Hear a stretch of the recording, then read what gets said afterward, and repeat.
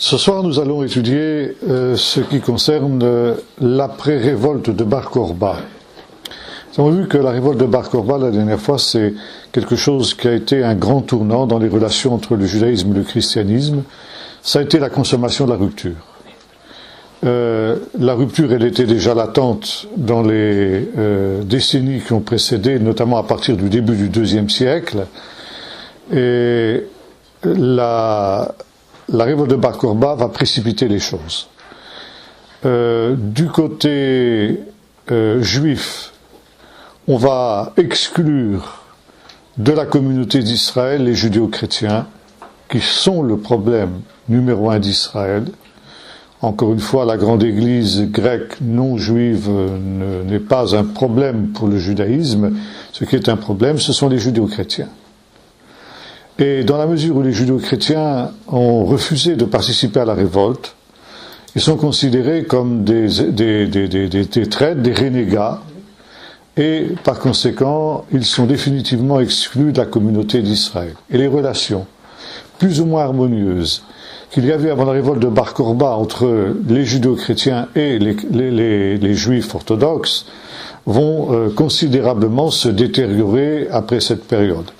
Il va y avoir, on a vu, une véritable polémique antichrétienne qui va naître au sein du judaïsme, qui va partir de prémices qui sont totalement non historiques, mais qui ont un but, disons, apologétique et en même temps aussi qui sont une défense. Parce que le judaïsme va se sentir à ce moment-là aussi menacé dans son existence, du côté chrétien. La communauté chrétienne, dans son ensemble, ça veut dire l'Église juive et la grande Église, sont encore minoritaires par rapport au peuple juif à cette période-là. Mais de plus en plus, le christianisme, bien que persécuté, et il va l'être au même titre que le judaïsme après la révolte de Bar Korba, sent qu'il a le vent en poupe, et par conséquent adopte de plus en plus une attitude triomphaliste vis-à-vis du judaïsme.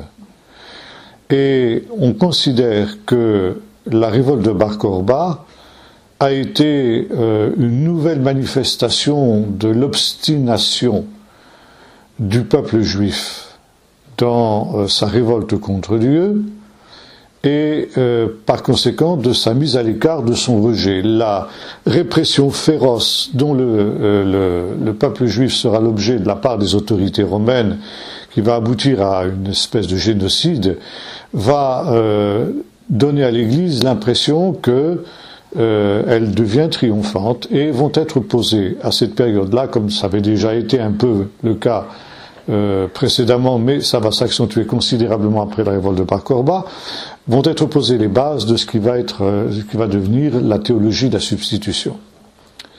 La théologie de la substitution, on la retrouve jusqu'à nos jours, malheureusement, sous différentes formes. Elle part de l'idée que puisque le peuple d'Israël a refusé le message chrétien, il est déchu de ses prérogatives.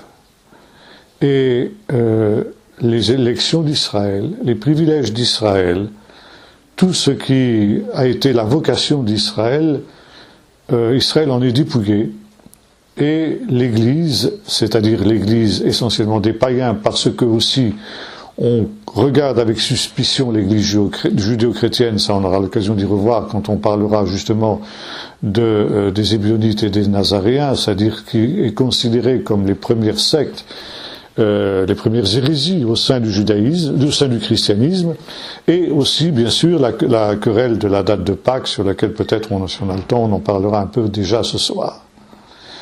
Par conséquent, d'un côté comme de l'autre, la polémique s'exaspère, les tensions s'exaspèrent, et on arrive à une situation d'un antagonisme violent.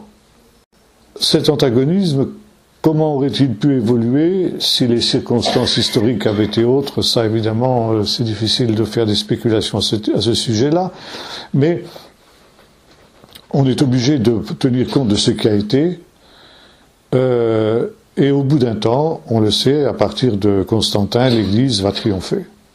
Elle va avoir à sa disposition le pouvoir temporel et elle va mettre au service de sa haine du peuple d'Israël le bras séculier qui va donc être celui qui va persécuter le peuple d'Israël. Si le peuple d'Israël avait eu le dessus, peut-être serait-il devenu lui aussi persécuteur. On ne peut pas le savoir. On ne peut pas spéculer là-dessus. En fait, le fait est qu'Israël n'a jamais eu le pouvoir temporel qui lui aurait permis d'avoir cette dimension de persécution, tant et si bien que la seule arme du peuple d'Israël pour se défendre contre la persécution dont il a été victime de la part de l'Église triomphante, ça a été la parole.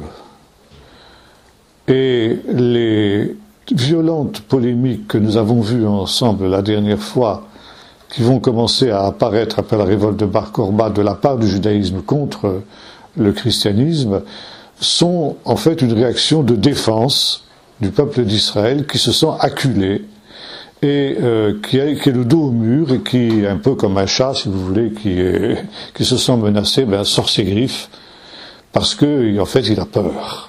C'est une réaction de peur et c'est une réaction d'autodéfense, n'est-ce pas, pour essayer de maintenir son identité, de ne pas se laisser absorber justement par ce qui lui apparaît comme une menace existentielle en ce qui concerne son identité. Du côté chrétien, on va accentuer cet antagonisme et donc vont être posées, comme je disais tout à l'heure, les bases de la théologie de la substitution. Ces bases, elles ont déjà été posées par Ignace d'Antioche, auquel j'ai fait déjà allusion, qui a vécu au début du IIe siècle. Mais ces bases qui avaient été posées par Ignace d'Antioche vont être accentuées par ses successeurs.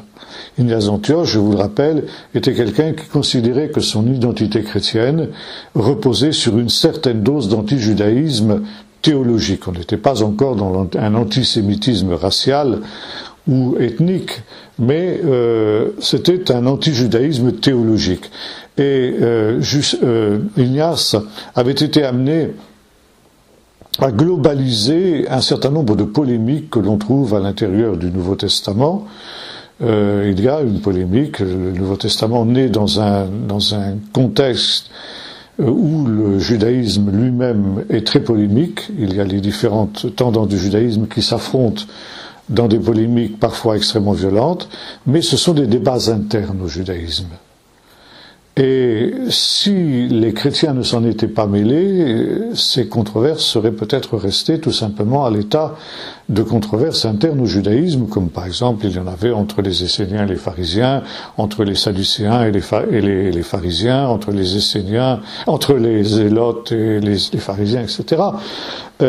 Mais dans la mesure où, contrairement à l'enseignement de Paul dans l'Épître aux Romains, les chrétiens vont se mêler de cette controverse alors que Paul leur avait donné l'exhortation de rester en dehors de cette polémique, alors évidemment les choses vont dégénérer. Et Ignace est le premier à globaliser des controverses qui sont très ciblées, très localisées, disons, au sein même du judaïsme. Et par exemple, l'évangile de Jean en particulier insiste sur les Juifs. Très souvent, on a cette expression qui revient. On considère aujourd'hui, même dans certains milieux chrétiens, que ce terme est volontairement péjoratif, discourtois et, disons, disqualificateur vis-à-vis du peuple d'Israël. Et c'est une des raisons pour lesquelles beaucoup de théologiens modernes vont jusqu'à considérer que l'épître de Jean plutôt l'évangile de Jean est un évangile qui est antisémite. Quand nous regardons justement, nous lisons l'évangile de Jean avec attention, nous constatons qu'il y a 3 utilisations du mot juif dans l'évangile de Jean. Des endroits où le mot est tout simplement neutre. Il désigne donc le peuple d'Israël en tant que groupe ethnique. Il y a d'autres moments où il est absolument positif.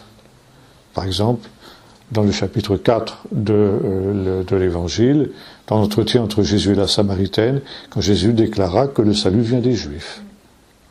Et il est vrai qu'il y a des moments où il est négatif.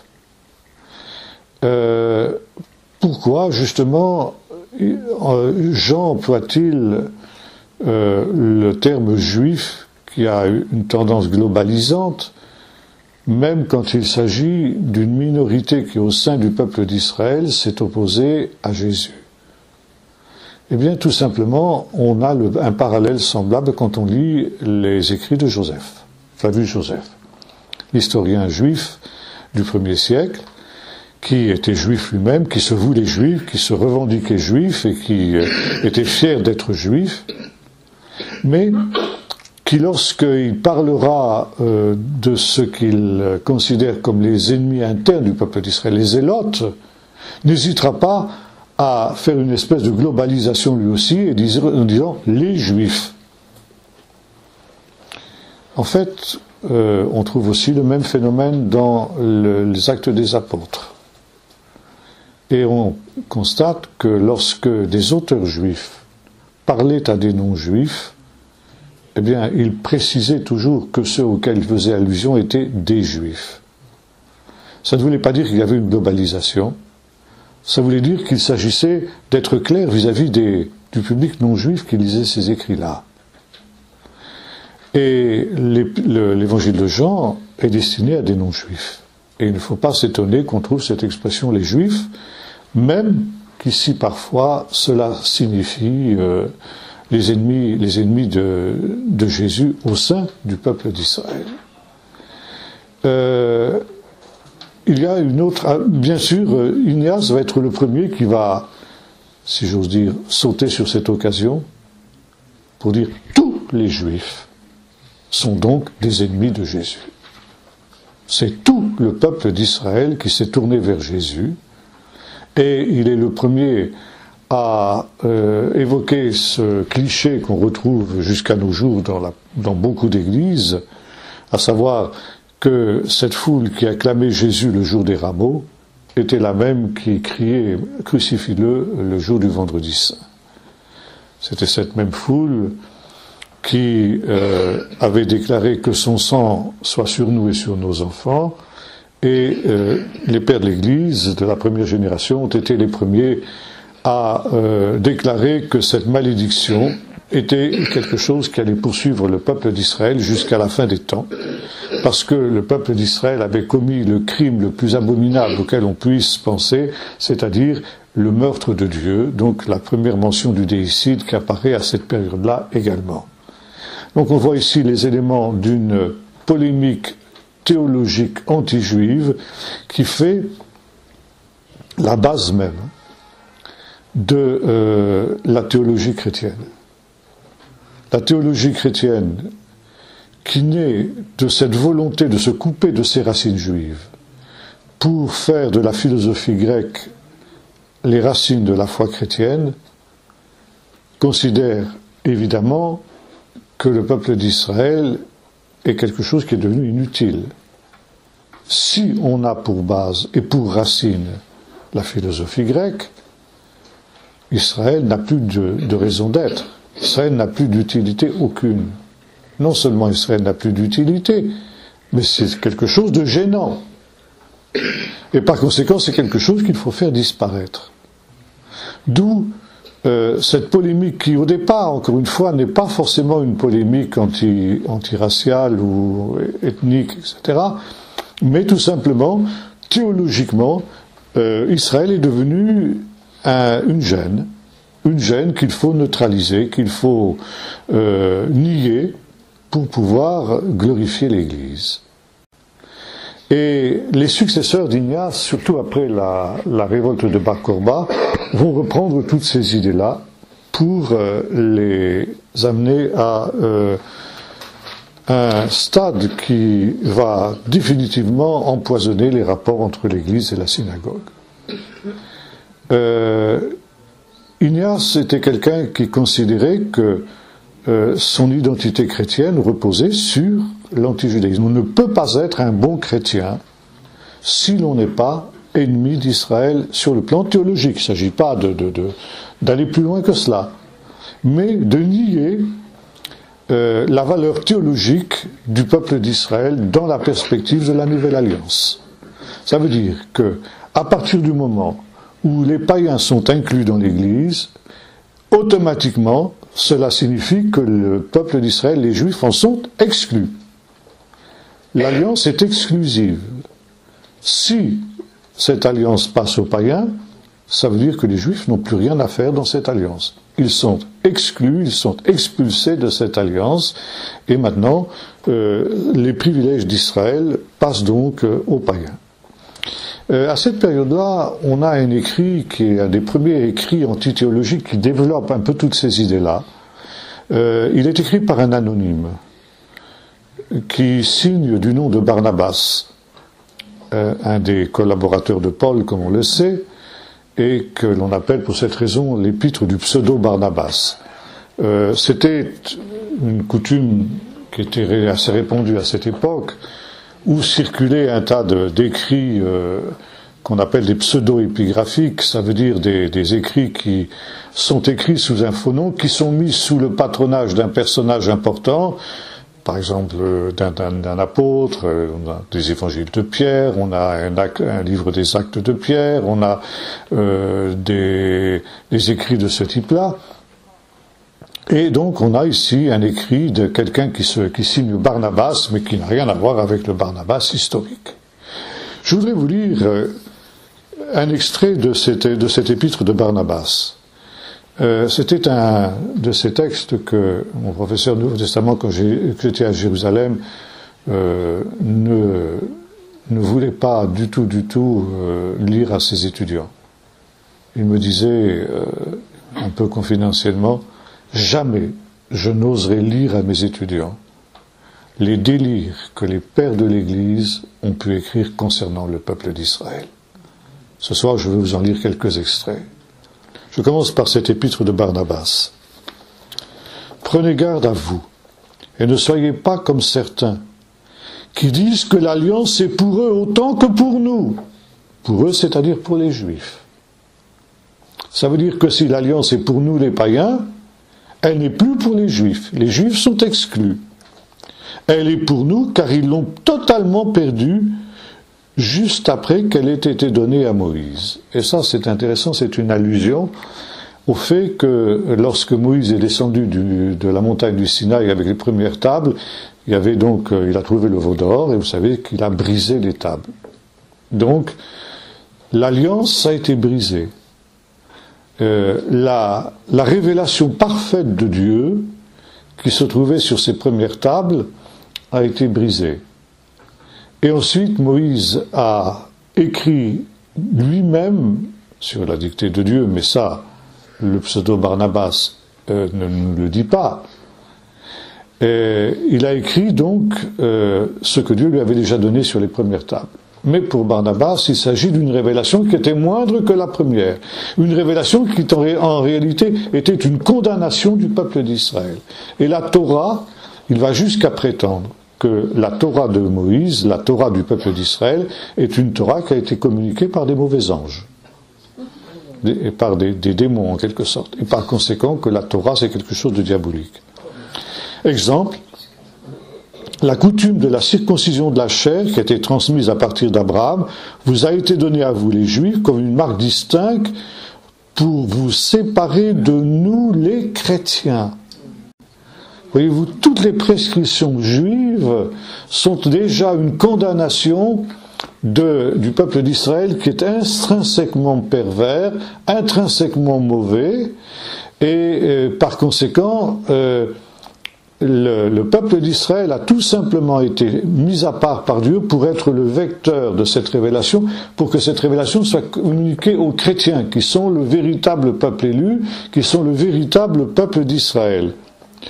Donc, c'est une marque distincte pour vous séparer de nous les chrétiens, afin que vous ayez à souffrir des afflictions qui ne sont que justice pour vous. Alors vous voyez que des affirmations de ce type-là sont extrêmement graves, parce que ça justifie toutes les persécutions que les chrétiens pourront infliger aux juifs. Si les juifs sont tellement pervertis, tellement mauvais, alors si Dieu a donné une condamnation dans la propre Torah qu'il leur a communiquée, alors ça veut dire qu'on peut leur faire souffrir n'importe quoi d'une manière absolument dans une totale impunité. Et vous retrouvez cette mentalité aujourd'hui, même laïcisée.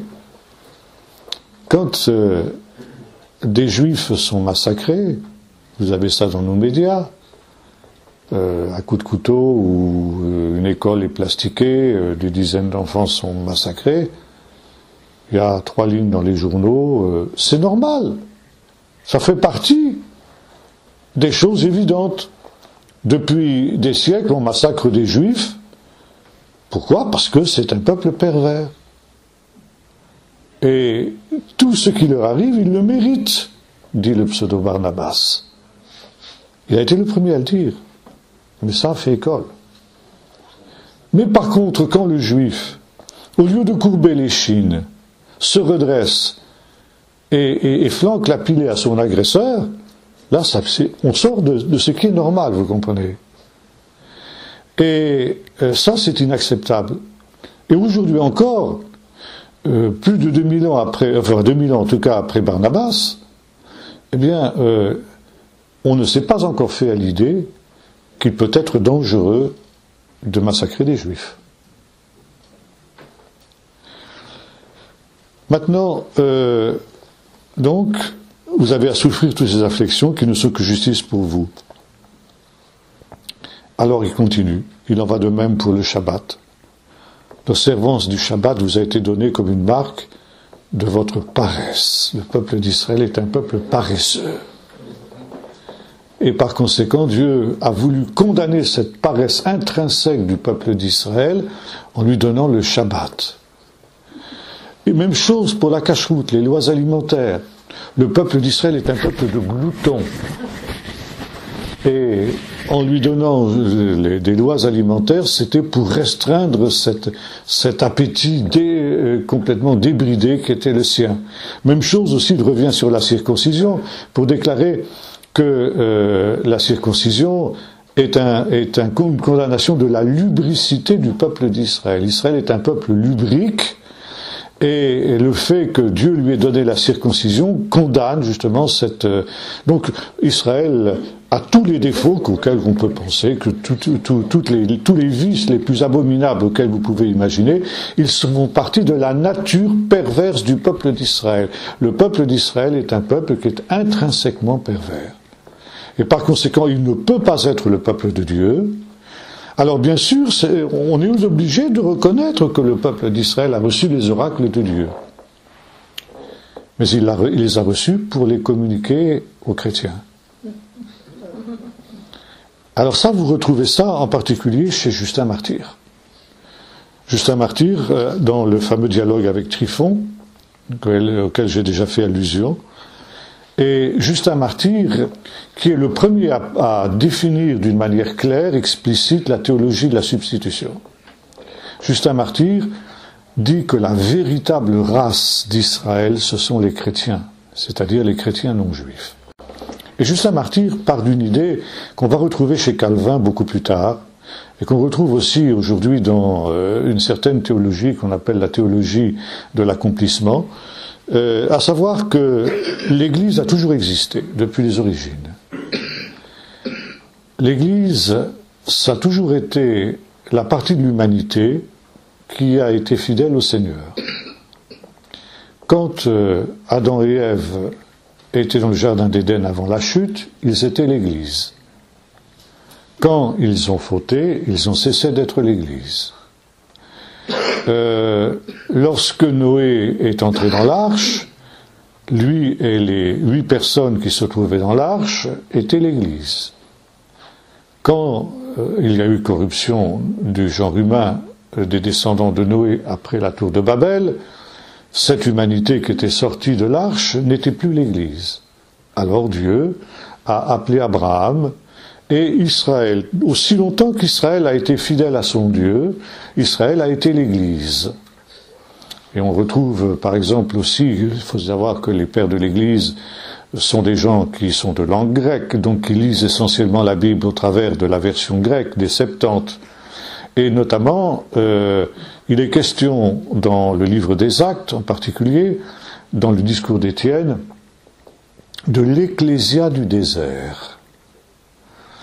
Ecclésia, c'est l'assemblée, le rassemblement, la communauté, et ça correspond à l'hébreu Kéal. Et ce Kéal, évidemment, qui était convoqué par Moïse autour de la tente de la rencontre, ce Kéal, il est traduit aussi par les Septante de la même manière, Ecclésia. Et par conséquent, les pères de l'Église, Justin, et beaucoup plus tard Calvin, considèrent que quand Israël était rassemblé autour de Moïse, il était l'Ecclésia, ça veut dire il était l'Église, puisque le mot Ecclésia sera aussi traduit par Église.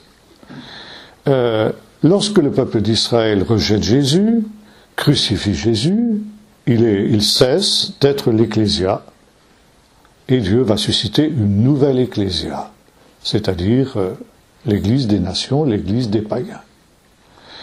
Et dans son dialogue avec Tryphon, Justin Martyr va déclarer que les Écritures qui ont été communiquées au peuple d'Israël, en fait, ne sont plus vos Écritures, déclare-t-il à Tryphon.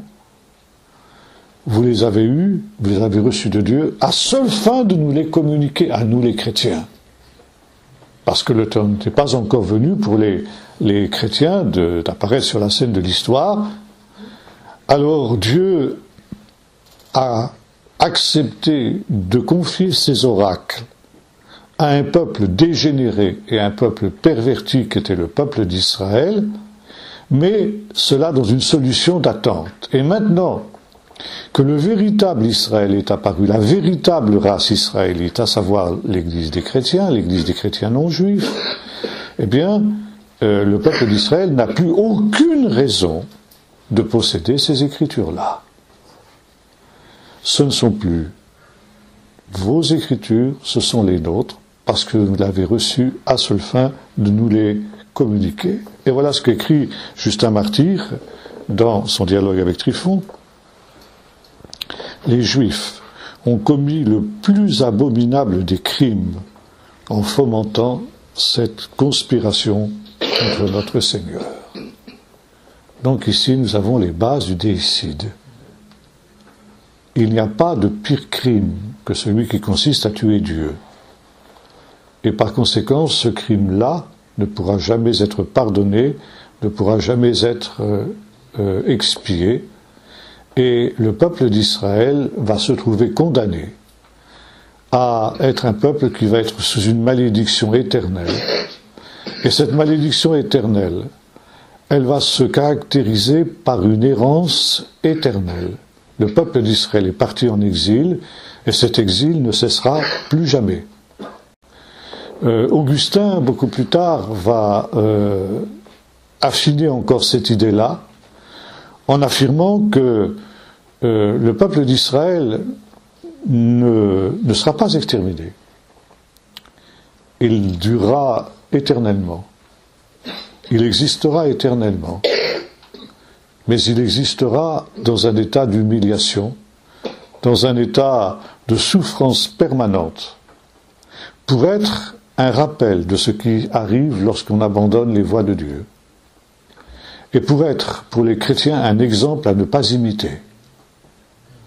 Et Augustin invite les autorités civiles, qui sont en principe devenues chrétiennes, à la période qui est la sienne, à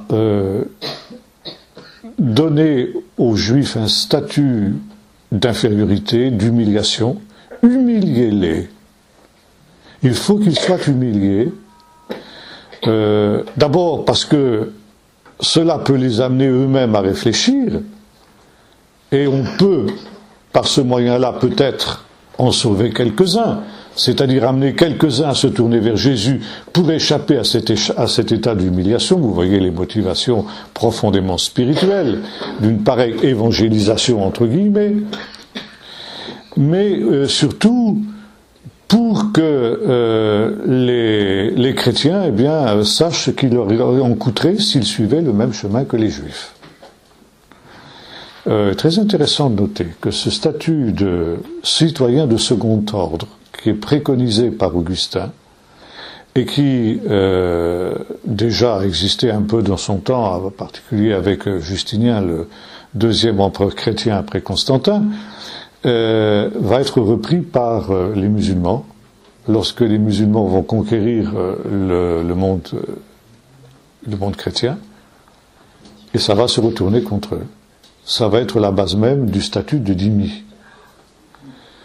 Et les musulmans vont avoir la même pensée, humilier les peuples du livre, c'est-à-dire les juifs et les chrétiens, leur donner un statut de second ordre, les brimer, les amener dans une situation de crainte permanente, pour les exhorter à se convertir à l'islam, pour les inciter par ce moyen à se convertir à l'islam, et pour ceux qui ne voudraient pas se convertir à l'islam, pour qu'il soit aussi un avertissement pour les musulmans qui seraient tentés d'apostasier, et pour empêcher justement que les musulmans ne soient tentés de se tourner vers le christianisme ou vers le judaïsme. Alors voyez-vous, juste retour des choses d'une certaine manière. Les chrétiens qui avaient élaboré ce statut pour les juifs voient ce statut se retourner contre eux. On te mesurera avec la mesure dont tu as mesuré les autres, a dit Jésus, et c'est exactement ce qui va se passer pour le christianisme, c'est exactement ce qui va nous arriver à nous, ici en Europe, si les choses ne changent pas et s'il n'y a pas un sursaut du christianisme dans notre pays. Bon, ça c'est une autre histoire. Donc, ici, nous arrivons à une situation où il va y avoir on va extrémiser les positions de Ignace d'Antioche. Ignace d'Antioche avait posé un certain nombre de bases, par exemple la globalisation dont je parlais tout à l'heure. Et là, ce ne sont plus seulement les juifs johanniques qui sont considérés comme les représentants de l'ensemble du peuple, mais les pharisiens. Bon, les pharisiens étaient une minorité au sein du peuple d'Israël. Il n'y avait que quelques milliers sur l'ensemble du peuple d'Israël. Ils étaient très influents. C'était les leaders spirituels du peuple, mais ils étaient une minorité. Et d'autre part, parmi les pharisiens, comme nous avons l'occasion de le voir, tous les pharisiens n'étaient pas des hypocrites, loin s'en faut. Mais dans la mesure où les pharisiens dans les évangiles apparaissent comme les principaux ennemis de Jésus, ou plutôt des adversaires, c'était pas à proprement parler des ennemis, mais disons des adversaires, dans une controverse, dans des controverses théologiques qu'ils pouvaient avoir avec eux, eh bien on va globaliser. Tous les juifs sont des pharisiens. Tous les juifs sont des hypocrites. Et l'hypocrisie des juifs est quelque chose qui n'est plus à démontrer. Un juif est forcément fourbe. Et vous savez que jusqu'à Jean 23, dans la liturgie du Jeudi Saint, il y avait une prière qui était adressée au Seigneur, dans l'office de l'après-midi. Nous te prions, Seigneur, pour les perfides juifs. Perfidie Iudei. Alors évidemment, on a prétendu que cette expression ne signifiait pas exactement perfide, etc., mais c'était des gens qui n'avaient pas la foi. Mais comme l'avait noté Jules Isaac, il est quand même intéressant de noter que cette prière pour les perfides juifs faisait partie de tout un ensemble de prières pour d'autres sujets, et chaque fois que on prononçait une prière dans ce sens-là, on faisait une genuflexion. Mais quand il était question des perfides juifs, on ne faisait pas de genuflexion. Et vous savez comment Jean 23 a interrompu l'office du Jeudi Saint au moment où il y a eu cette demande pour les perfides juifs, en demandant à l'officiant de ne pas lire cette demande-là. Ça a été le moment où cette abominable prière, en quelque sorte, a été abolie de l'office romain jusqu'à nos jours. Mais il a fallu attendre Jean 23 pour que cela soit. Et ça remonte justement à l'époque des pères de l'Église.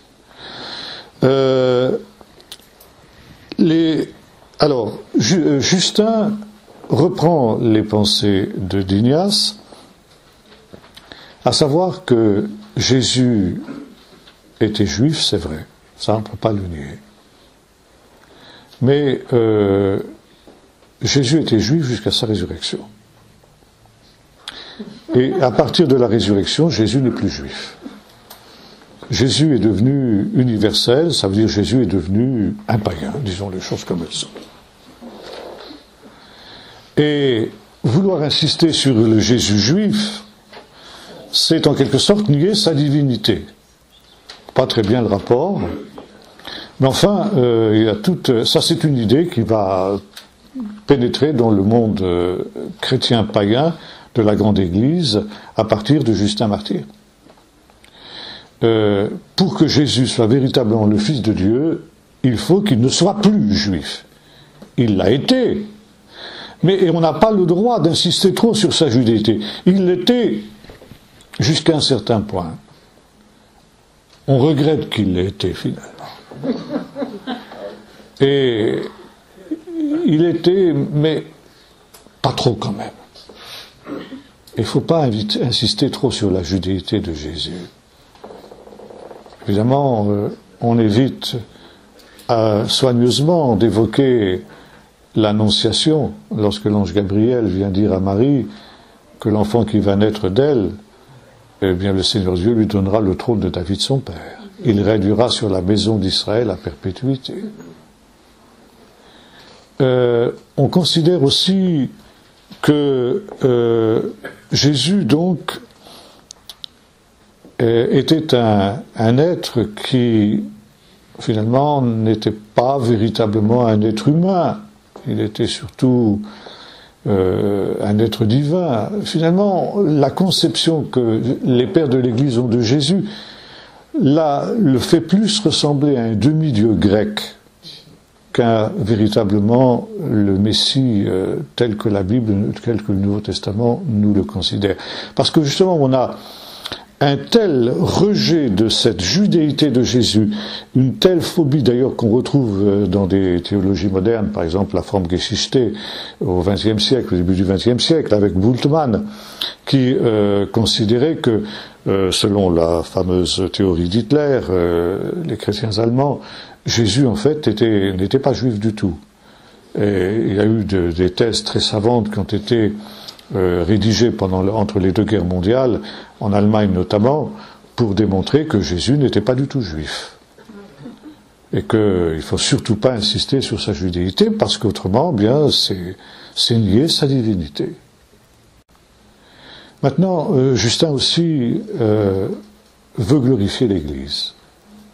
Et comme son maître Ignace l'avait fait, il considère que si on veut glorifier l'Église, il faut humilier Israël. Plus on humiliera Israël, plus on rejettera Israël, plus on vouera Israël aux gémonies, et plus l'Église sera glorieuse.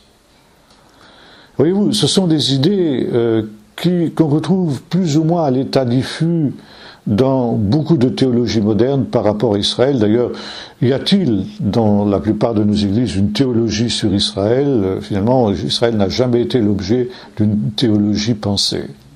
Ce n'est qu'à notre époque moderne qu'on commence un peu à se pencher, théologiquement parlant, sur la question d'Israël.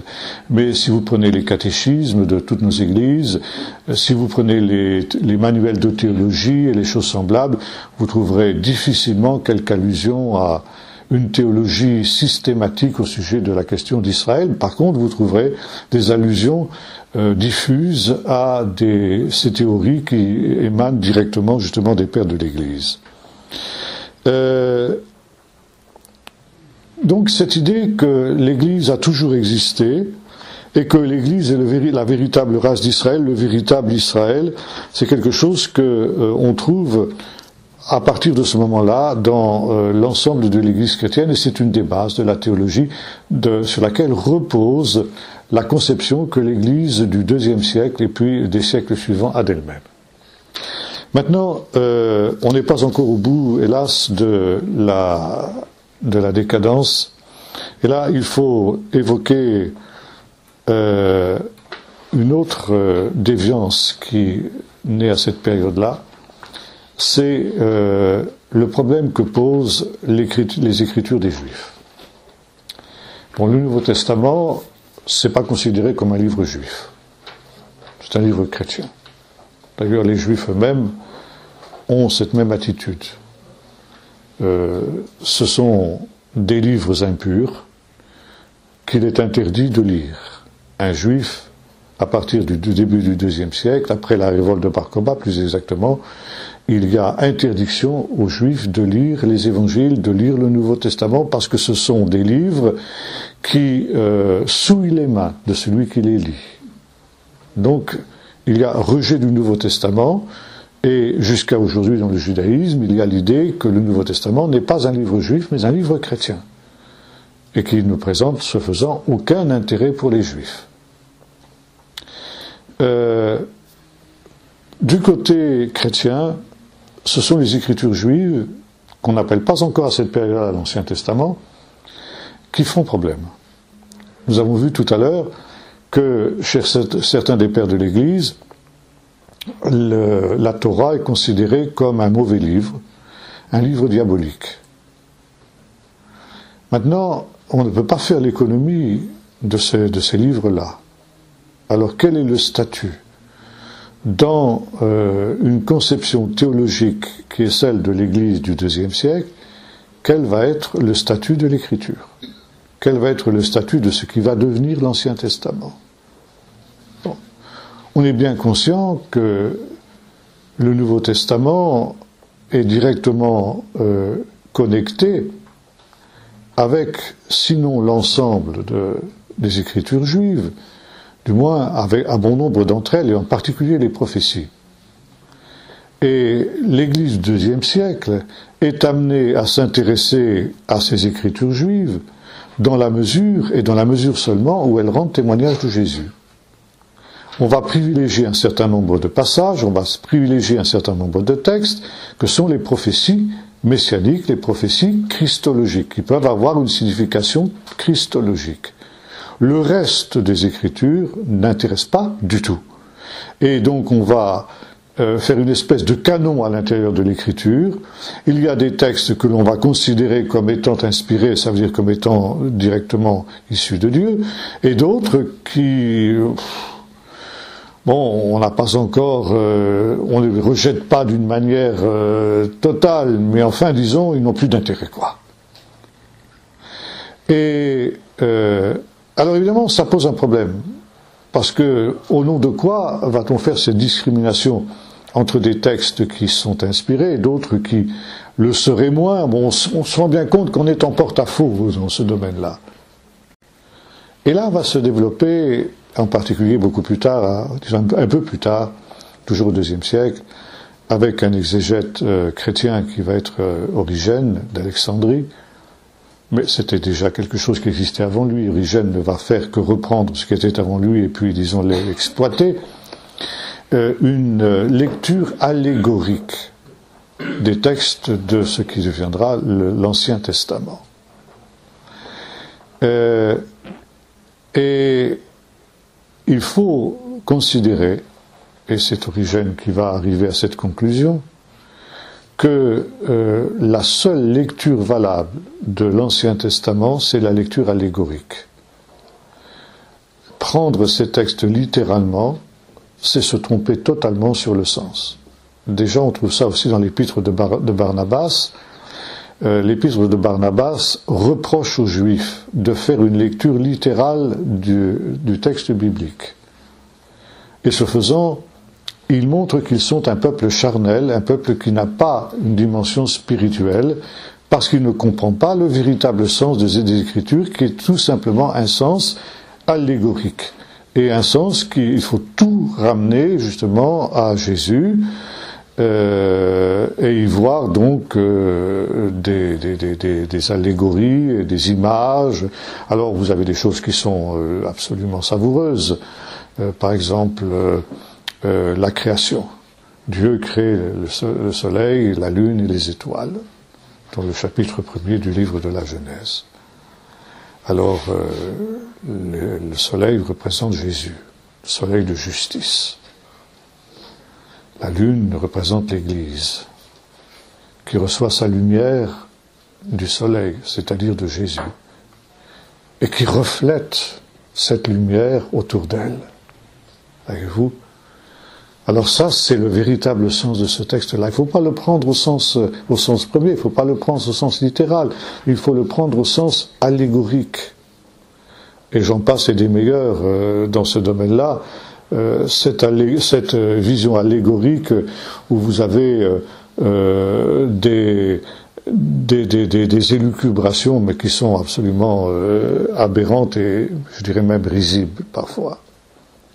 Mais pour les pères de l'Église, c'est la seule manière véritable et authentique de lire l'Écriture. Et ce problème qui est latent au milieu du IIe siècle, quel est le statut de l'Écriture des Juifs qui sont un peuple rejeté? Quel est le statut de ces Écritures pour l'Église chrétienne?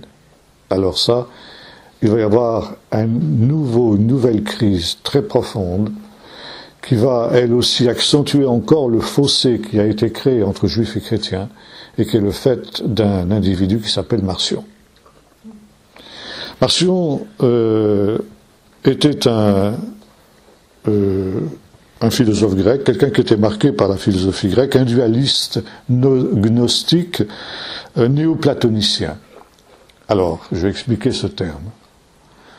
La gnose, j'en ai déjà parlé, c'est l'idée que le salut s'obtient par une connaissance ésotérique et cachée. Et cette connaissance, en elle-même, elle procure le salut. Il est néoplatonicien parce qu'il est dualiste. Platon et ses disciples considéraient qu'il y avait deux réalités, la matière et l'esprit. La matière était mauvaise, l'esprit était bon. Et le problème du bien et du mal résultait du fait qu'il y avait conflit entre l'esprit et la matière. Et c'est le drame de l'être humain. L'être humain est un esprit qui est bon dans un corps matériel, et puisque la matière est mauvaise, le corps matériel de l'homme est mauvais. Et le drame de l'être humain, c'est que son être véritable, qu'est son esprit, est en quelque sorte prisonnier dans une prison d'argile, dans une prison de matière. Et lorsque, finalement, le seul moyen pour l'homme d'échapper à cette condition dramatique, eh bien, c'est la mort. La mort est une libération. La mort est quelque chose de positif. Il y a une glorification de la mort, voyez-vous, qui est aux antipodes de la révélation biblique. Et on considère que, au moment de la mort, l'esprit s'échappe et rejoint le monde des purs esprits, le monde immatériel. Ce qui est matériel étant mauvais. Marcion, et déjà avant lui, un certain nombre de néoplatoniciens, étaient arrivés à cette conclusion. D'où vient justement cette opposition entre la matière et l'esprit? Eh bien, qui a créé le monde? Qui a créé la matière? Et Marcion dit, si la matière est mauvaise, comment un Dieu bon aurait-il pu créer quelque chose de mauvais? Par conséquent, la matière n'a pas été créée par un Dieu bon. C'est impossible. Alors, par qui la matière a-t-elle été créée? Eh bien, par un Dieu mauvais, justement. Et là, il y a toute une théorie, alors que je passe très rapidement, des gnostiques. Bon, il y a une divinité suprême qui est un pur esprit, et puis il y a des êtres intermédiaires, qu'on appelle les éons. Vous trouvez ça un peu dans l'épître aux Colossiens aussi, où Paul attaque cette pensée qui était déjà en gestation de son temps.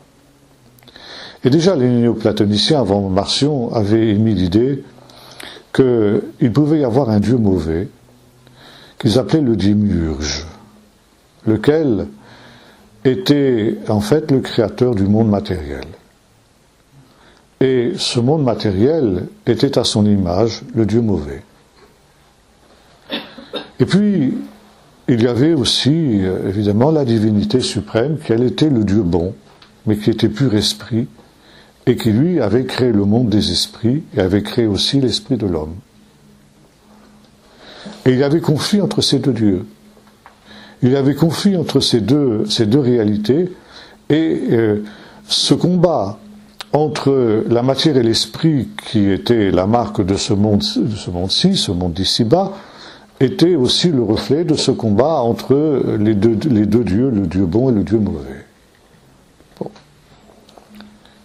Marcion a repris cette idée et il l'a améliorée et perfectionnée en disant ce Dieu mauvais, ce Dieu qui a créé la matière, c'est l'Éternel, le Dieu des Juifs. Puisque ce Dieu a communiqué au peuple d'Israël, qui est un peuple mauvais, qui est un peuple intrinsèquement perverse, comme on le sait, déjà avant Marcion, on n'a rien inventé, il a repris tout simplement ce que ses devanciers, dont nous avons parlé, avaient dit. Et par conséquent, il leur a donné des écritures qui étaient mauvaises, il leur a donné une religion qui était mauvaise, il leur a donné des lois qui étaient mauvaises, et le culte grossier, le culte matériel qui est celui des Juifs, qui tranche avec le culte en esprit, en vérité des chrétiens, manifeste qu'effectivement, le Dieu d'Israël est un Dieu mauvais. C'est le démiurge. Israël est une religion charnelle. La religion d'Israël est une religion charnelle, une religion matérielle, une religion grossière, parce qu'elle est le fruit de cette révélation qui vient de ce Dieu mauvais qu'est le démiurge. À côté de cela, il y a le Dieu bon. Et ce Dieu bon, c'est Jésus. Et pour glorifier Jésus en tant que Dieu de l'esprit, etc., d'ailleurs, c'est assez contradictoire, puisque là, on touche au problème de l'incarnation. Eh bien, Marcion est presque amené à nier pratiquement l'humanité de Jésus. Jésus avait un corps, ça c'est embêtant quand même. Il avait un corps matériel. Mais non, il n'avait pas un corps matériel. Il avait un corps qui avait l'apparence d'être matériel. Mais ce n'était pas vraiment un corps matériel qu'il avait. Et après, on arrive à une autre hérésie qui va marquer l'histoire de l'Église, qu'on appelle le docétisme, à savoir que on arrive aussi au problème de la résurrection, de la crucifixion et de la résurrection. Jésus n'a pas été crucifié. C'est impossible, puisqu'il n'avait pas de corps matériel. Et en fin de compte, qui a été crucifié? Un sosie. Quelqu'un qui avait son apparence. Mais le véritable Jésus, lui, est remonté au ciel avant la crucifixion. Et la crucifixion, c'est tout simplement une apparence. C'est très intéressant de noter que cette idée est passée dans l'islam jusqu'à aujourd'hui. Ça nous vient directement de Marcion. Et par conséquent, Marcion fait une opposition entre ce qu'il va appeler, c'est lui qui est le premier à employer l'expression Ancien Testament. L'Ancien Testament, c'est cette écriture qui était l'écriture des Juifs. Une écriture qui est donnée par un mauvais Dieu, par des mauvais anges, qui est entièrement mauvaise et qui par conséquent doit être entièrement rejetée. L'Église de l'époque de Marcion, l'Église officielle, était gênée avec l'écriture juive, on l'a vu tout à l'heure. Mais elle ne la rejetait pas entièrement. Et elle retenait les prophéties, elle en faisait une lecture allégorique, on l'a vu. Mais par contre, Marcion lui la rejette totalement. Et il ne va garder que le Nouveau Testament, parce que le Nouveau Testament est la révélation du Dieu bon, de Jésus. Mais même dans le Nouveau Testament, il y a des choses qui sont gênantes. Parce qu'effectivement, elle nous parle, entre autres choses, de la judéité de Jésus. Comment Jésus pouvait-il être juif, puisque le peuple d'Israël est entièrement mauvais? Il est la création de ce Dieu mauvais. Donc Jésus n'était pas juif. Mais comment se fait-il que certains textes du Nouveau Testament nous parlent de Jésus juif? Comment se fait-il qu'il soit fait allusion dans le Nouveau Testament à la foi d'Israël? Par conséquent, il faut expurger le Nouveau Testament de tout ce qui est juif. Et c'est non seulement l'Ancien Testament, ce qu'il commence à appeler lui, Marcion, l'Ancien Testament, qui passe à la trappe, mais c'est également des passages entiers du Nouveau Testament, y compris des écrits de Paul, par exemple, qui doivent être expurgés. Et le critère, pour Marcion, le critère de ce qui est inspiré et de ce qui ne l'est pas, c'est ce qui est anti-juif. Tout ce qui peut paraître dans le Nouveau Testament avoir une connotation anti-juive est inspiré. Tout ce qui peut paraître favorable au peuple d'Israël n'est pas inspiré. Alors évidemment, là on tombe dans une extrême totale.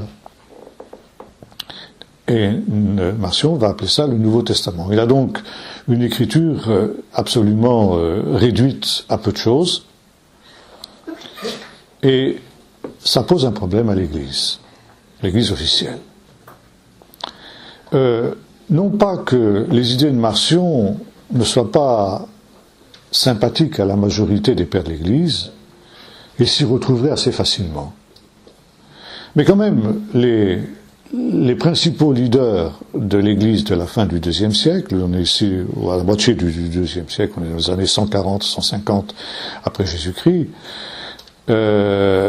les responsables, les principaux leaders de l'Église chrétienne de cette époque-là se rendent compte que si on élimine ce qu'on commence à appeler, ce qu'on va appeler à partir de ce moment-là dans l'Église chrétienne l'Ancien et le Nouveau Testament, si on élimine l'Ancien Testament et un certain nombre de textes du Nouveau Testament, on scie la branche sur laquelle on est assis. Et on réalise bien que l'Ancien Testament est absolument indispensable à l'Église. Alors, que faire ? Eh bien, tout simplement, on va faire justement cet amalgame. On va prendre une voie moyenne et considérer les écrits juifs non pas en tant que norme, mais en tant que texte à interpréter. Et tout va être dans ce jeu subtil d'une interprétation de ces textes. Et on retrouvera dans le christianisme de cette période, jusqu'à une période récente, en tout cas pendant tout le Moyen-Âge, ce dualisme néoplatonicien, où la matière est mauvaise. Par exemple, quand le monachisme va naître, à partir du 4e, 5e siècle surtout, les pères du désert, qui sont les premiers moines, considèrent que le corps est mauvais. On va au désert pour se mortifier, ça veut dire pour que les revendications du corps ne puissent pas nuire au développement de l'esprit. Il faut libérer l'esprit de cette prison qu'est le corps, et pour ça il faut mortifier le corps. D'où les jeûnes qu'on s'impose, les flagellations, les restrictions de tous ordres, l'ascétisme qui naît à cette période-là et qui fleurit au Moyen-Âge, est le résultat de ce néoplatonicisme, qui date de l'époque, même avant Marcion, ça a commencé avant Marcion, mais ça a continué. Alors Marcion a été excommunié, bien sûr. pouvait pas faire moins, mais il va rester quelque chose du marcionisme dans l'Église jusqu'à nos jours. C'est quelque chose qui va marquer le christianisme et qui fait qu'on n'est pas encore prêt à réhabiliter le fait que la matière, c'est aussi une création de Dieu. Et que tout ce que Dieu crée est bon. C'est quelque chose qui reste aujourd'hui plus ou moins dans le subconscient du christianisme moderne. Quelque chose qui doit... On retrouve ça même dans le protestantisme avec Wesley, par exemple. Wesley et le méthodisme, donc, qui prenait aussi un ascétisme pour pouvoir justement vivre dans la sanctification. La sanctification impliquait cette mortification, ce renoncement au monde, ce renoncement même aux choses légitimes. Bon, le renoncement au mariage aussi. C'est quelque chose qui naît de cette vision néoplatonicienne dualiste. Alors, voyez-vous, là, on se trouve au cœur de ce divorce entre le christianisme et le judaïsme. Quand on arrive à ce rejet-là, eh bien, il n'y a plus de possibilité d'avoir le moindre contact entre les deux religions, puisque le judaïsme considère que tout ce que Dieu a créé est bon, et que matière et esprit, eh bien, peuvent être réconciliés. Bon, je crois que mon temps est achevé. J'arrête là pour ce soir. On continuera sur ce thème la prochaine fois. On va avoir un temps de questions maintenant.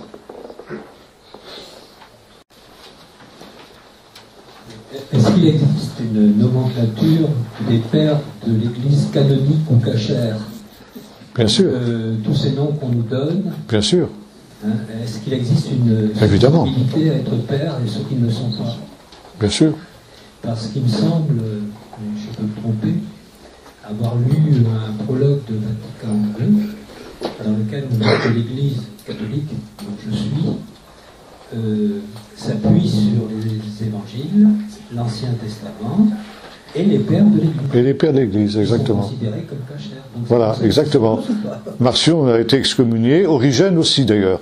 Oui, on aura l'occasion d'en reparler. Et de fait, comme vous employez cette expression, tous les pères de l'Église, pour l'Église romaine, ne sont pas cachers. Ah oui, c'est sûr, mais il y a une nomenclature, c'est sûr. Il y a ceux qui sont reconnus comme étant... Mais voyez-vous, même des gens comme Origène, qui en principe est excommunié, il est hérétique, il est considéré comme hérétique, mais un certain nombre de ses idées sont passées dans la théologie officielle. On aura l'occasion d'y revenir quand on parlera d'Origène. Oui. Moi, je reviens un peu sur Marcion. Mais ces juifs-là, ce sont des êtres humains. Donc, ils ont une partie matérielle, mais aussi une partie spirituelle. Comment ça se fait que leur Dieu, c'est seulement l'éternel, le mauvais, et leur partie spirituelle a été créée par qui? Bon, le problème, on l'a vu, c'est que l'être humain est un esprit bon dans un corps mauvais, pour les néoplatoniciens, n'est-ce pas? Et déjà du temps de Platon, pour que l'être humain puisse vraiment s'épanouir, il faut qu'il domine les instincts de son corps, qu'il domine ses passions pour pouvoir permettre à l'esprit de se développer. Et c'est justement toute la différence entre Israël et l'Église. L'Église est une réalité, est un peuple spirituel qui adore en esprit et en vérité, et qui, par conséquent, maîtrise les instincts et les passions du corps, qui, s'il n'y prenait garde, pourrait l'entraîner là aussi où est Israël. Mais comme Israël est un peuple perverti dès ses origines, parce qu'il a été choisi par un peuple mauvais, par un Dieu mauvais, il est dans l'incapacité de dominer ses passions. Il est totalement contrôlé par ses passions. Il est totalement irrécupérable parce qu'il est sous l'emprise de ce Dieu mauvais, aussi longtemps qu'il ne l'a pas renié et aussi longtemps qu'il ne s'est pas tourné vers Jésus. Les Juifs qui individuellement se détournent de ce Dieu-là pour se tourner vers Jésus peuvent échapper à cette condition-là. Mais ceux qui restent captifs sous l'empreinte du démiurge, sous l'emprise du démiurge, eh bien, sont définitivement perdus. Il n'y a aucune chance pour eux d'échapper à cette condition dramatique qu'est la leur, d'être un peuple entièrement charnel et entièrement dominé par ses passions. D'accord. avant de passer le micro, je reviens sur Wesley. Oui. Méthodisme, bon, on connaît à peu près. Oui. Mais en même temps, c'est un peu compliqué parce que la Bible nous appelle à renoncer au monde. Oui. Bien sûr, pas jusqu'à se mortifier le corps. Oui. Mais je pense que les méthodistes ne sont pas allés jusqu'à se mortifier le corps. Non, mais quelle est la limite, en fait? Justement, là, non, ils ne sont pas allés aussi loin que ont été les moines, par exemple. Mais si vous voulez, on frôle cette limite, je crois. Dans certains sermons de Wesley, on n'est pas loin justement d'une mortification, finalement, sur le plan de l'alimentation, sur le plan de finalement, ce qui pourrait être considéré, si vous voulez, comme un plaisir est suspect dans le méthodisme, vous voyez. Or, la Bible n'est pas contre le plaisir. Dieu met dans le jardin d'Éden toutes sortes d'arbres qui sont plaisants. C'est le terme qui est employé. Tu pourras manger de tout ce qui, selon ton bon plaisir, dira le Seigneur. Alors, évidemment, la Bible n'est pas pour le culte du plaisir. Le plaisir, c'est quelque chose qui est donné en plus. Mais la Bible n'est pas opposée au plaisir en soi. C'est pas quelque chose qui est mauvais. C'est quelque chose qui vient comme la récompense d'une attitude qui peut être éventuellement aussi quelque chose de bon. Dieu donne la joie. Vous relisez par exemple le livre de l'Ecclésiaste. L'Ecclésiaste n'est pas du tout contre ces choses-là. Voyez-vous ? Et là, justement, un certain protestantisme, dont Wesley, a frôlé parfois ce genre de choses. Le puritanisme, par la suite également. Tout ce qui était agréable devait être rejeté. Et là, on est un peu dans une espèce de néo-marcionisme. La vie devient triste, quoi. La vie devient triste.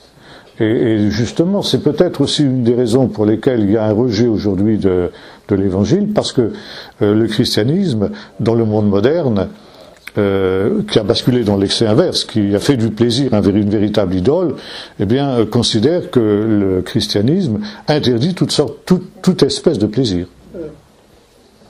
Du coup, je reviens sur Ignace d'Antioche. Oui. Ignace d'Antioche, il avait il était disciple de qui exactement? Il n'était pas disciple d'un juif? Non, pas juif. Il n'avait pas un arrière-plan juif? Non, Ignace d'Antioche n'était pas juif. C'était un philosophe grec. D'accord, parce que j'avais cru comprendre qu'il y avait un père de l'Église, justement, qui avait détruit Israël. Origène. Alors, il y a Hippolyte était peut-être d'origine juive. Origène avait eu des maîtres juifs.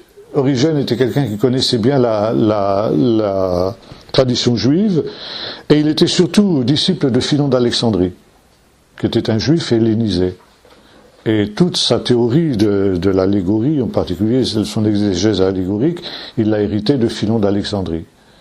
Mais Ignace d'Antioche était un philosophe grec, comme Justin d'ailleurs, et finalement leur anti-judaïsme, ils l'ont hérité des philosophes grecs.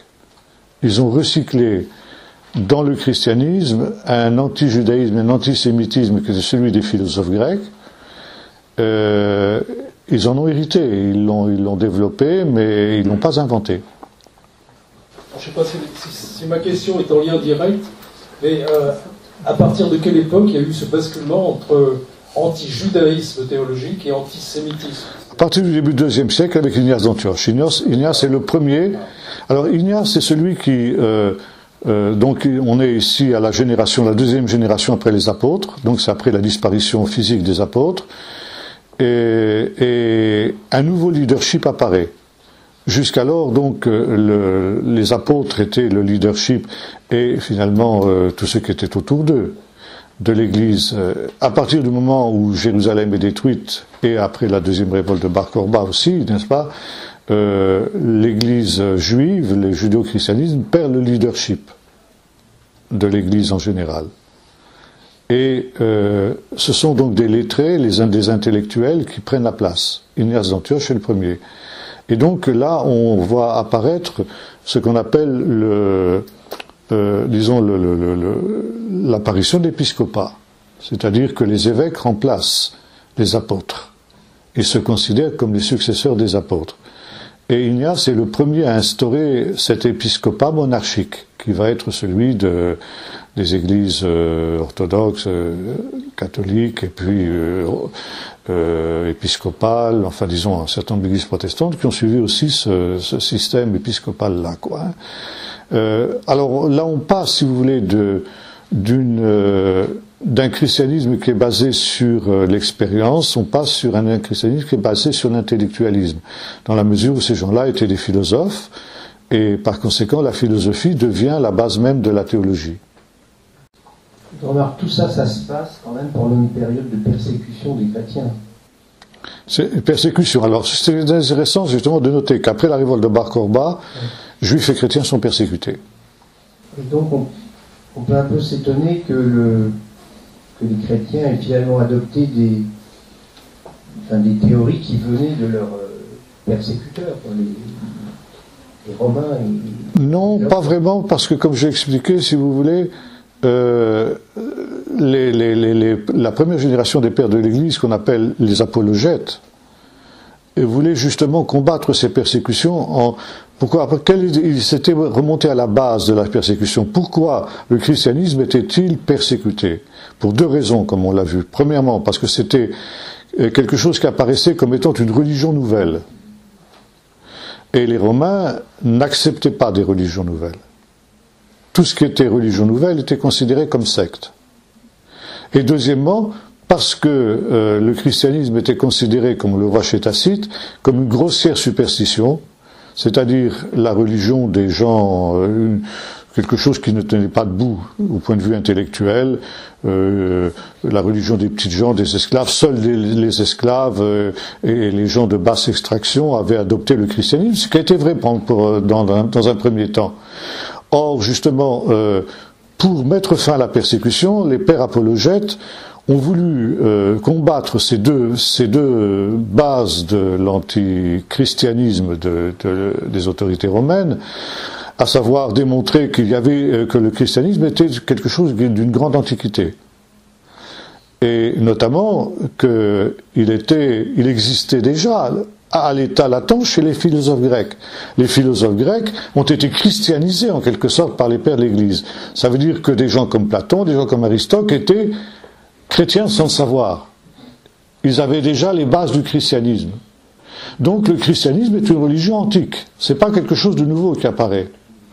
Et deuxièmement, puisque c'est cohérent avec ce que le monde gréco-romain a produit de mieux, à savoir la philosophie, eh bien, c'est pas la religion des petites gens, c'est pas une grossière superstition, c'est au contraire quelque chose qui est une philosophie, une sagesse extrêmement profonde.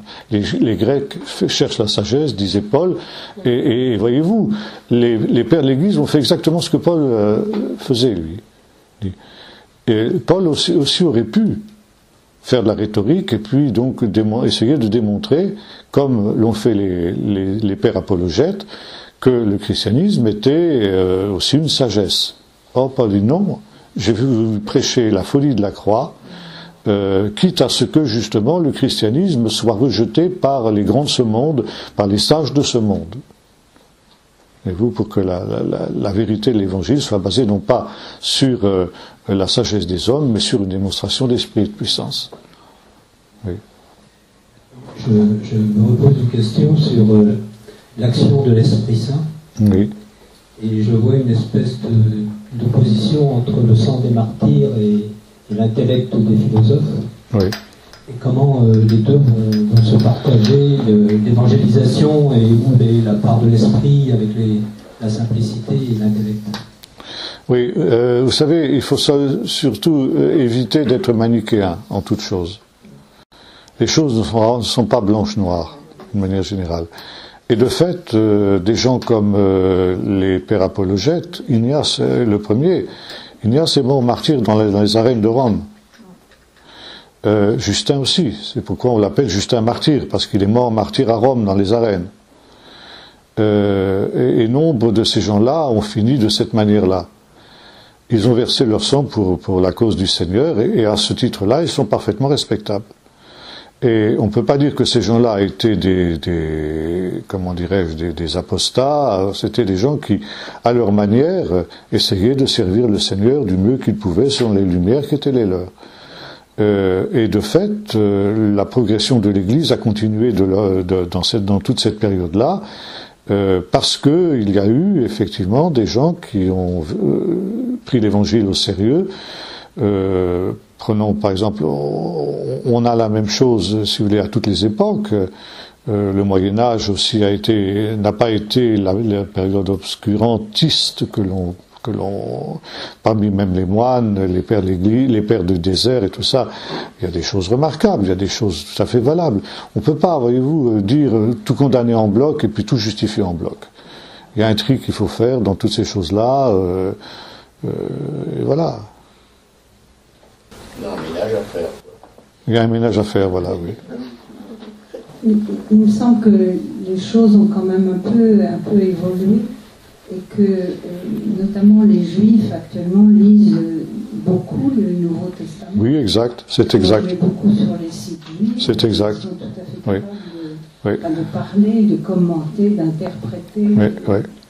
Il y a eu, si vous voulez, effectivement, après la Deuxième Guerre mondiale, quand on a découvert les horreurs de la Shoah, il y a eu une volonté d'abord, il y a eu une redécouverte des chrétiens. Les chrétiens ont redécouvert la culpabilité qu'ils avaient envers le peuple d'Israël, et ça les a amenés à redécouvrir leurs racines juives, et par conséquent, ils sont allés vers les Juifs.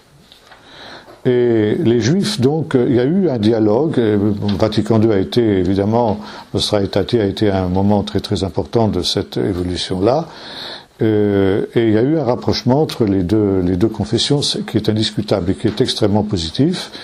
Ça joue du côté chrétien, qui a redécouvert ses racines juives. Ça joue du côté juif aussi, qui a réalisé que loin d'être une religion étrangère et antagoniste et hostile, après tout, le christianisme aussi était quelque chose qui était issu de la tradition de la foi d'Israël, et qu'il y avait possibilité d'avoir un certain... Et aujourd'hui, Jésus, par exemple, dans la plupart des milieux juifs, n'est plus du tout anathème. Un pasteur messianique disait récemment, il est décédé maintenant, il disait, quand j'étais enfant, un rabbin qui aurait parlé de Jésus dans un sermon dans la synagogue aurait été excommunié sur le champ par sa communauté. Aujourd'hui, il n'est pas rare d'entendre dans des sermons des rabbins dans les synagogues parler de Jésus. Oui. Donc, il n'est pas rare non plus d'entendre que les rabbins parlent du Nouveau Testament comme d'un livre juif. Automatiquement, s'ils parlent de Jésus comme d'un juif, il parle du Nouveau Testament comme d'un livre juif. C'est pas sans raison que j'ai étudié le Nouveau Testament à l'Université de Jérusalem, parce qu'il y a une chaire du Nouveau Testament à Jérusalem, le Nouveau Testament étant considéré comme un livre juif, comme faisant partie de la littérature juive, et moi je faisais ce cours dans le cadre justement de la littérature hébraïque. Ça c'est quand même assez réjouissant. Mais c'est évidemment une évolution très très positive, ça il n'y a pas de doute. Oui, j'ai une question moi sur la conception du royaume de Dieu pour Marcion. Et finalement bonne question. Et qu'est-ce qu'il pensait justement Calvin de ce découplage Ancien-Nouveau Testament? Alors pour Marcion, effectivement, lui et les pères de l'Église, il n'est pas le seul à faire, il n'est pas le premier non plus à l'avoir fait, mais enfin il a repris cette idée que le royaume de Dieu, bien entendu, dans la mesure où tout ce qui est matériel, donc politique, est mauvais, ne peut pas être le rétablissement d'un royaume politique. Et le royaume de Dieu, c'est quelque chose qui est caché dans les cœurs. Ça, vous retrouvez ça dans la conception moderne du royaume qu'on trouve dans la plupart des églises. Le royaume de Dieu, il est au milieu de vous, il est dans vos cœurs, etc. Et il n'est pas question de voir un royaume terrestre se reconstituer.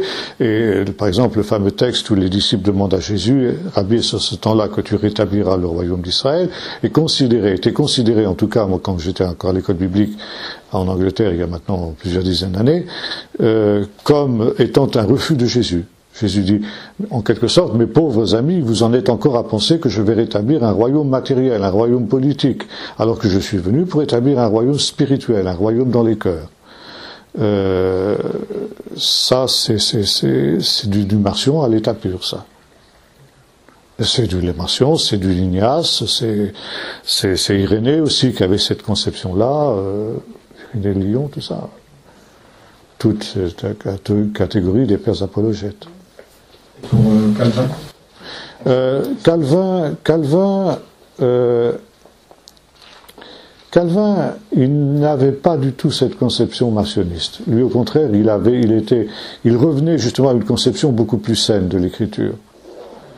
Et Luther, lui, voyait la Torah d'une manière négative. Ça veut dire que la Torah avait pour but essentiel de placer tous les hommes sous la condamnation. Donc de révéler, de mettre en évidence le péché. Par conséquent, le rôle de la Torah, le rôle de l'Ancien Testament, était entièrement négatif. Montrer à l'homme sa misère, le fait qu'il est incapable de respecter la loi de Dieu, et par conséquent qu'il n'a d'autre solution pour sa justification que de se tourner vers Jésus, qui le délivre de la malédiction de la loi.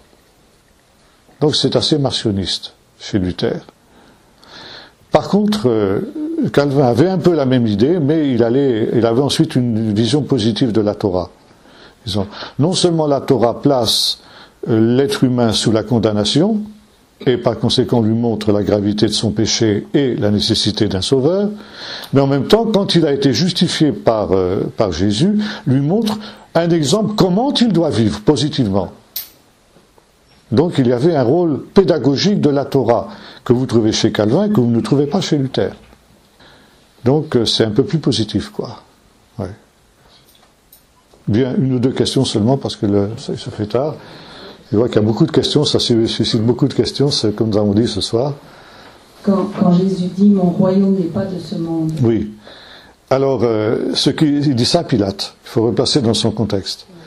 Je ne suis pas de ce monde, ça veut dire, je ne suis pas venu ici pour promouvoir une révolution violente contre les Romains. Ce qui était la préoccupation de Pilate. Pilate s'en fichait pas mal de toutes les théories théologiques des Juifs, ça lui passait complètement au-dessus de la tête. Mais par contre, en tant que gouverneur romain, il se devait de réprimer toutes les tentatives de rébellion contre Rome. Jésus lui avait été dénoncé comme étant un rebelle à l'autorité romaine, et par conséquent, c'est ça qui l'intéressait. Est-ce que tu es le roi des Juifs, donc est-ce que tu vas te révolter contre Rome? C'était la question qui intéressait Pilate. Quand il s'est rendu compte que Jésus n'avait pas cette intention-là, et c'est justement ce que Jésus lui dit, non, moi je suis roi, mais pas de la manière que vous pensez. Le royaume de Dieu viendra, mais il ne viendra pas de la manière violente que vous imaginez là, par l'intervention des hommes. Il viendra au dernier jour par l'intervention de Dieu. Mais Jésus laisse entendre qu'effectivement, il rétablira le royaume d'Israël. Il ne le dit pas à Pilate de cette manière-là, parce qu'il se serait condamné. Oui, Yves. Et puis on va s'arrêter là. Oui, tu nous avais parlé une fois précédente d'une secte qui était à la Mecque et qui avait influencé Mahomet. Oui. Est-ce que tu vas nous en parler plus tard ou est-ce que tu peux nous en dire quelques mots maintenant? Oui, c'est pas directement mon sujet, mais enfin on peut en parler. Le fait, justement sur le fait que Jésus n'a pas été crucifié. Les docètes, oui. C'est-à-dire que le docétisme fait partie d'une des hérésies de l'Église ancienne. Et il y avait deux hérésies qui étaient totalement opposées, l'arianisme et le docétisme. L'arianisme niait la divinité de Jésus. Jésus n'était qu'un simple homme, le fils de Joseph. Bien. Le docétisme, c'était l'inverse. Il niait la nature humaine de Jésus. Jésus était un être divin qui était descendu du ciel, qui avait pris une apparence humaine, mais qui n'avait que l'apparence humaine. Il n'était pas véritablement un homme. Et l'Église post-constantinienne a fait la chasse aux hérésies. Bon, jusqu'à un certain point, ça pouvait se justifier. Seulement, le problème, c'est qu'ils l'ont fait de manière violente. Et l'Église, qui avait été persécutée avant Constantin, est devenue persécutrice de tout ce qui était hérétique. À juste raison, ou parfois à mauvais escient aussi. Il y a eu des gens qui ont été considérés comme hérétiques, on aura l'occasion de le voir, par exemple les Nazaréens, qui n'en étaient pas. Mais il y a eu effectivement les docettes, où surtout l'organisme a été la grande question de l'Église jusqu'à Constantin. C'est finalement avec Constantin que la querelle arienne a trouvé sa conclusion avec le Concile de Nicée, la déclaration du Concile de Nicée. Et ce faisant, donc, les hérétiques ont été persécutés. Bon, et ensuite, il y a eu toutes les controverses christologiques avec le nestorisme, avec le problème de l'articulation des deux natures de Jésus. Bon, tout ça, c'est des controverses, c'est complexe. Et ceux qui ont été persécutés par l'Église officielle, donc les Melkites, comme on les appelait de Meller, c'est-à-dire le roi, ceux qui professaient la religion de César, la religion de l'empereur, donc la religion officielle de l'Empire romain, se sont exilés. En général, se sont exilés dans des déserts où ils étaient inaccessibles aux forces de police de l'empereur. Et de fait, beaucoup se sont réfugiés dans l'oasis de Yathriv, qui était donc Médine, qui est devenu Médine par la suite. Et on pense que Abdallah, qui était l'oncle de Mahomet, qui était en fait le véritable fondateur de l'islam, a eu contact avec ces gens-là. C'est la raison pour laquelle on retrouve les deux hérésies dans l'islam. D'un côté, Jésus n'est pas le Fils de Dieu, il est un simple homme. Et donc il y a la négation du dogme de la Trinité, considérée comme une abominable hérésie de la part des chrétiens pour les musulmans. Dieu n'a pas. Nous sommes des gens qui associons à Dieu. À l'unicité de Dieu, nous associons. Et c'est l'inscription qu'il y a sur la mosquée à Jérusalem, Dieu n'a pas de fils, il n'a pas engendré, il n'a pas enfanté. Et puis, il y a le docétisme, comme je l'ai expliqué, mais ça c'est l'influence de ces sectes qui étaient contradictoires, mais qui se retrouvaient ensemble parce qu'ils étaient persécutés de la même manière. Bien. On va s'arrêter là pour ce soir.